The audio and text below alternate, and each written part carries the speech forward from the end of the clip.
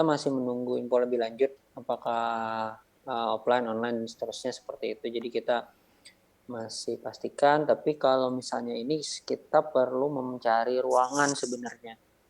Mencari ruangan yang tidak bentrok penggunaannya pada hari Kamis 21. Sebentar, saya mau cek perkuliahan hari Kamis. Kamis. Oh, sama 15.30. Ruangan 31, 32. Kewarganegaraan itu berapa SKS? 2 SKS, Pak. Oh, 2 SKS. Berarti 15.30 sampai sekitar jam 4:30 lah. Tapi kan mungkin kita kalau melanjutkan itu. Ya udah. Nanti saya coba tanya untuk ruangan di mana bisa ya untuk pada jam segini supaya bisa memastikan gitu ini bisa di ini atau tidak gitu lah. Oke. Bentar. Oh, 13. Online aja dulu.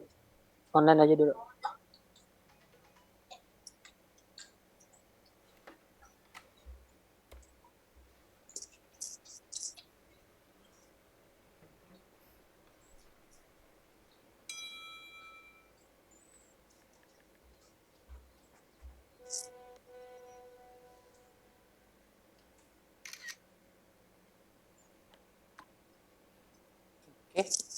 Sepertinya kosong aja nih ruangan 31 atau 32. Berarti nanti kalau misalnya kita perlu pakai ruangan itu kita bisa pakai di antara ruangan 31 atau 3.2 pada pukul 1 ini. Bentar lah.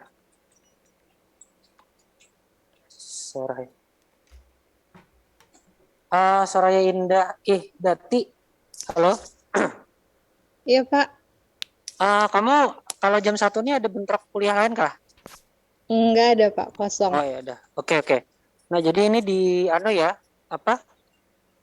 diganti ke pukul 1 karena di angkatan 2019 mereka bentrok dengan kewarganegaraan. Jadi nanti untuk perkuliahan ini akan kita laksanakan kalau misalnya ternyata di kelas nanti ya, maksudnya kalau sudah fix untuk offline, maka akan kita laksanakan pada pukul 13. Mungkin kalau 13 persis sekitar 13.15-an lah ya setelah itu gitu. Karena masih jam sholat ini. Jadi mungkin masuknya seperti itu. Kalau minggu depan diputuskan offline ya. Kita masih menunggu informasi selanjutnya kan yang bisa mungkin yang 1 minggu ini kebanyakan masih online, tapi mendengar kabar dari info dari rektorat katanya untuk saat ini masih PTM dilaksanakan aja gitu. Yang penting prokes dan lain-lain. Jadi nanti kita lihat lagi ke depannya seperti apa. Oke. Nah, sekarang sambil menunggu yang lain join juga ya. Ini tadi seharusnya ada sekitar 16 orang untuk mengikuti perkuliahan data science ini, kemudian 4 itu adalah MBKM. Jadi mungkin dia tidak join ke kelas ini, tapi ada di daftar presensi. Kemudian terkait perkuliahan kita, yaitu data science, startup business, ini mata kuliah tentang apa gitu ya, membahas apa dan seperti apa. Nah, jadi ini salah satu mata kuliah pilihan yang lebih ke data science. Nah, kemudian kita akan membahas pertama itu nanti dari dosennya saya sama Pak Irwan. Kemudian yang pertama-tama itu akan membahas terlebih dahulu gambaran umum sebenarnya konsep startup di bidang data science itu seperti apa. Jadi kalau kita bicara sekarang tuh kan perusahaan-perusahaan startup di zaman sekarang dia itu bermain di data science gitu, walaupun apapun produknya, apapun layanannya gitu, dia akan bermain di data science-nya itu. Nah, kemudian kita akan mengenal profesi-profesi di data scientist ya istilahnya ya. Jadi itu seperti apa, kemudian requirement-nya seperti apa, kita harus bisa apa untuk menjadi seorang data scientist yang bisa bekerja di bidang uh, startup. Kemudian kita juga akan membahas peran dari seorang data scientist terhadap sebuah startup bisnis gitu. Nah, harapannya terus kemudian kita nanti akan coba eksplor tentang sebenarnya perkembangan startup terbaru itu seperti apa. Mereka berkembang di era sekarang tuh mainannya apa gitu ya, diapakan dan lain-lain. Terus kita juga akan mencoba uh, uh, membahas terkait bagaimana sih sebuah proses data science di dalam data startup tuh, mulai dari mereka mengumpulkan datanya, lalu kemudian data itu diapakan ya, terus kemudian improvement apa yang bisa disarankan oleh hasil dari data science itu untuk sebuah perusahaan.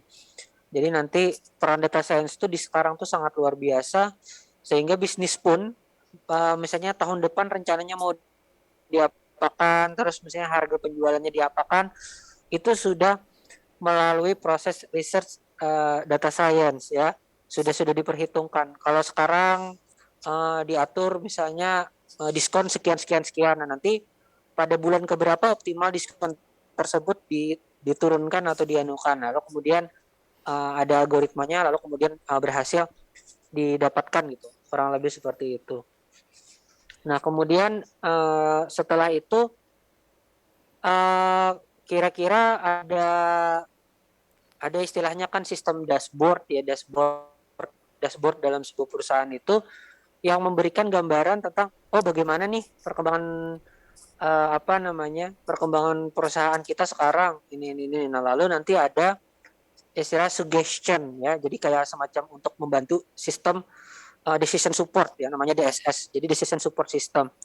Nah jadi kalau misalnya kita bicara startup sekarang, mereka itu tidak memutuskan sesuatu itu berdasarkan asal apa yang mau, misalnya ada ide begini enggak, tapi dilihat dulu datanya, lalu diolah dengan uh, pengolahan data science, akhirnya diputuskan sesuatu yang dianggap tadi baik seperti yang saya sampaikan.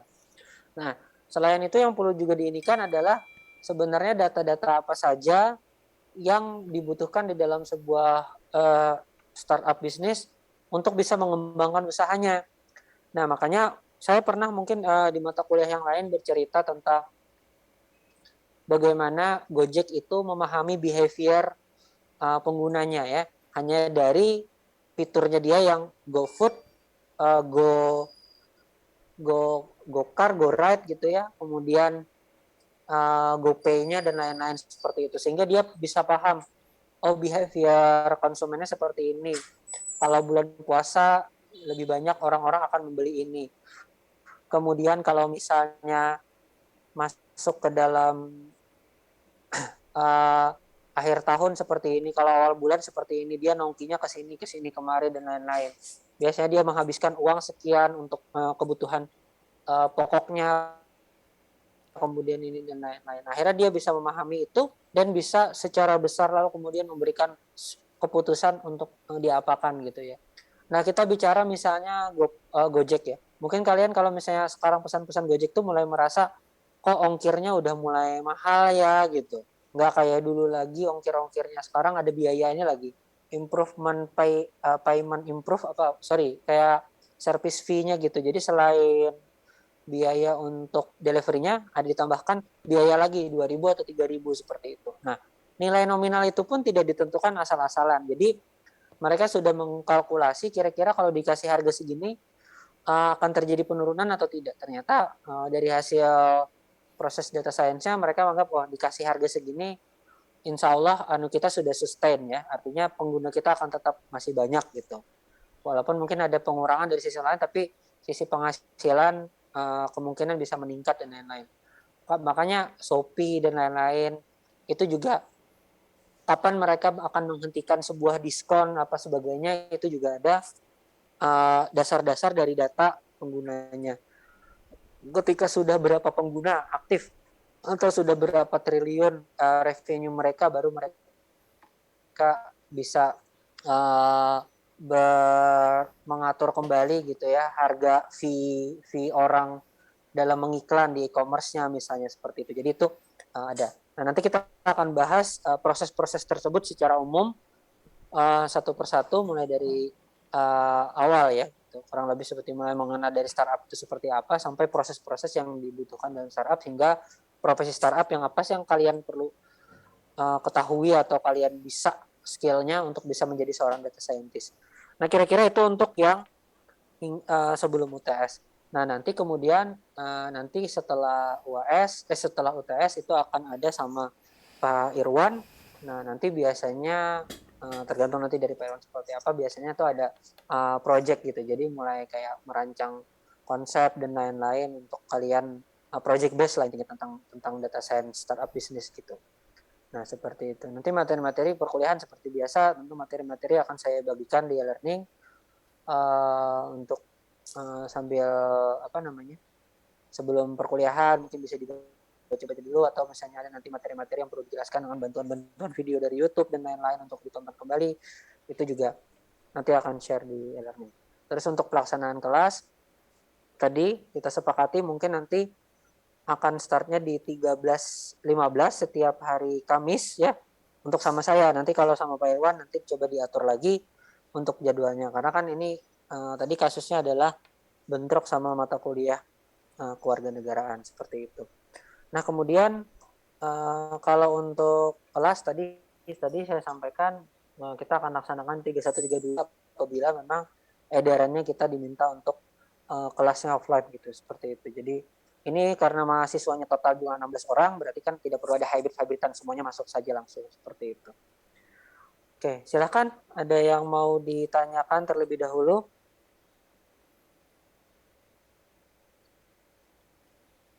Jangan lupa untuk presensi di portal ya. Tapi nanti kalau misalnya kelasnya offline, itu nanti akan ada presensi fisik. Nah, kemudian satu hal, kalau misalnya nanti minggu depan itu dilaksanakannya secara offline ya untuk perkuliahan, kalau misalnya rekan-rekan merasa ada bergejala gitu ya, misalnya tidak kurang enak badan apa sebagainya, nanti tidak, maksudnya aja apa, nggak apa-apa, nggak masuk gitu.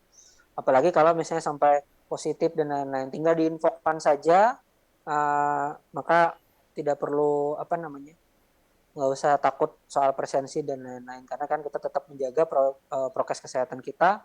Kalau memang merasa ada bergejala yang ya, terutama hal-hal yang bersifat ini ya, batuk pilek gitu yang mudah menularnya, uh, tidak apa-apa untuk tidak menghadiri kelas seperti itu untuk di masa sekarang. Jadi kemungkinan besar tadi memang keputusannya memang tetap PTM, pertengahan tatap muka, tapi dengan protokol yang cukup ketat gitu. Jadi tinggal teman-teman diharapkan bisa sama-sama menjaga dan sama-sama jujur dan terbuka saja kalau memang merasa ada hal-hal yang tidak nyaman, bergejala tadi misalnya, atau memang positif, diinfokan saja, tidak apa-apa untuk tidak masuk kelas. Nanti bisa diakali untuk materi-materinya juga di e-learning, atau bisa kita laksanakan secara hybrid untuk tetap bisa mengikuti kelas. Seperti itu.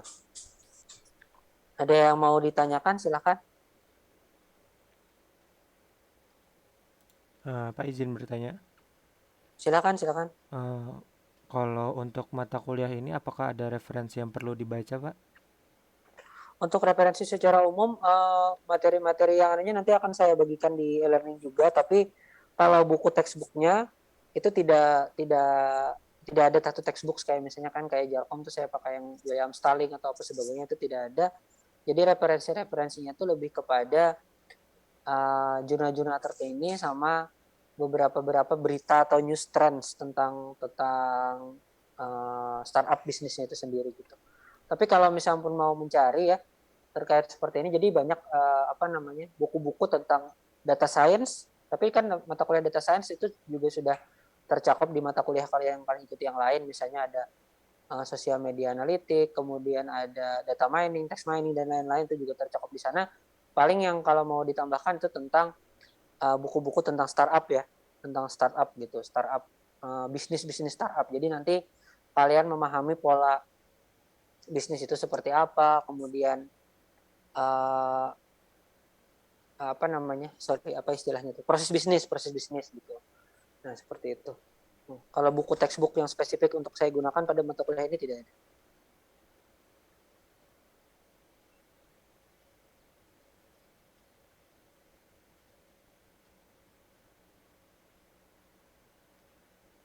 Oke, yang belum presensi silakan presensi ya di portal Simarinya. Nanti saya akan infokan lagi untuk penjelasan pada pertemuan minggu depan. Nanti materi juga akan saya masukkan sebelum perkuliahannya dimulai. Oke, kalau misalnya tidak ada lagi, mungkin untuk pertemuan perdana ini seperti itu saja ya. Dulu sekedar saya memastikan jadwal sih sebenarnya yang utama karena ada bentrok, kemudian menjelaskan beberapa hal tentang perencanaan perkuliahan kita. Itu saja dulu yang bisa saya sampaikan. Mohon maaf apabila banyak kekurangan. Sampai jumpa lagi pada pertemuan minggu depan. Saya tutup. Wassalamualaikum warahmatullahi wabarakatuh. Waalaikumsalam warahmatullahi Waalaikumsalam wabarakatuh. warahmatullahi wabarakatuh.